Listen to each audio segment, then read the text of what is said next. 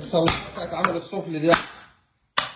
ايوه دي اللي بيعملوا منها العمل السفلي دي اللي بيعملوا منها العمل السفلي. انا ده كسرناها اهي. امسكها. بسم الله الرحمن الرحيم. وفديناها بذبح عظيم. وكذلك أمرنا بالذبح العظيم اللي هي الأضحية لتكفير ذنوبنا جميعا. فطبيعي كل مقتدر يفدو ويضحي عن نفسه وعن أولاده. محدش يستخسر في حق الله عز وجل من صدقة وزكاة وكل أعمال الخير. إخواتي وهنا كنا بنشفي ونروع على الميني بقرة اللي اشتريناها ب $1999 ونكسر الرجول عشان نرم العظمتين بشوربة الكوارع. وما ننساش العصعوص. وعشان ريها ناشف وحران نرش عليها شوية مية ونبتدي نشيل كل حاجة واحدة واحدة زي بيت الكلاوي والكرشة والفشة والكبدة البلدي اللي ممكن تحمريها بحتة سمنة بلدي فلاحي وجوزك ياكلك وياكل صوابعه وراها.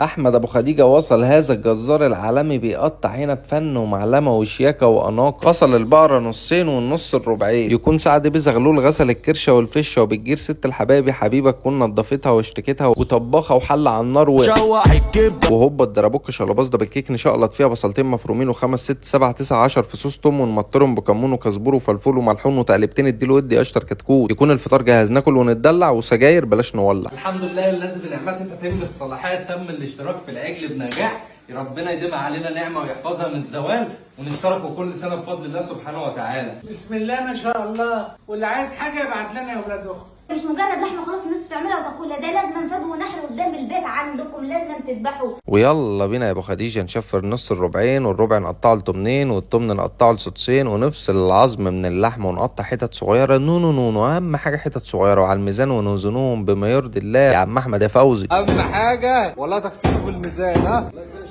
الراجل ده وعليه ميزان الله يبارك له. حرق التربيانكو ده. امال اللي في ايدك ده ايه يا معلم؟ سمانة يا صاحبي. السمان. دي السمان.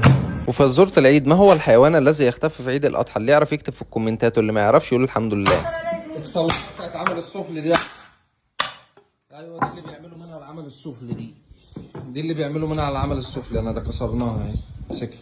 وهنا امي ست الحبايب الله يبارك لها كانت بتعبي مع اشطر كتكوت اكياس للناس المحتاجه الغلابه المساكين الفقراء. وانا كفرعون كنت بوزن الميزان بالظبط واديهم. دعونا احنا الثلاثه بزياره بيت الله الحرام والوقوف على جبل عرفات. ويا رب اجعل هذا العمل البسيط لوجهك الكريم ونداوم عليه كل سنه ما نقطعهاش عاده. كله بفضلك ورحمتك علينا يا رب يا كريم. غرقانين في نعمك يا رب. ويا ريت ما تنسوش اخواتنا في غزه العزه وفلسطين والدعاء ليهم ان ربنا ينصرهم ويقويهم. حق الله سبحانه وتعالى كده طلع الحمد لله دائما وابدا. الاشطر كتكوت هنا تطبخ لنا كام كيلو لحمه. كل لحمه تعرف تكلم العالم، كل ورتوي، كل لحمه تعرف تجيب بزنس، كل بدنجان تروح تعمل عركه كل يوم تفضح نفسك مع العالم. وهنا اتشرفنا بزياره ابن خالتي المظلوم جاي يعيد علينا. كل سنه وانتم طيبين. سلام عليكم.